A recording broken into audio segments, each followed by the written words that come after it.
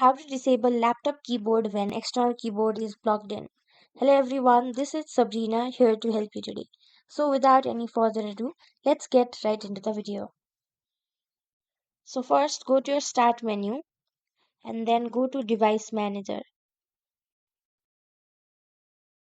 After that, double click on keyboards option.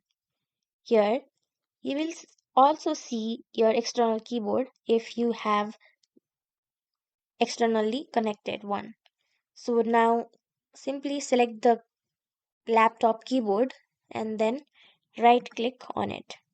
Now simply uninstall device or you can hold it for some time.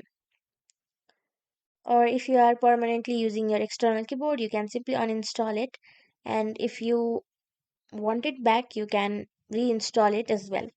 So that's it. Thank you for watching this video. Make sure to like, share and subscribe to our YouTube channel. If you got any questions, comment them down and I'll catch you in the next one.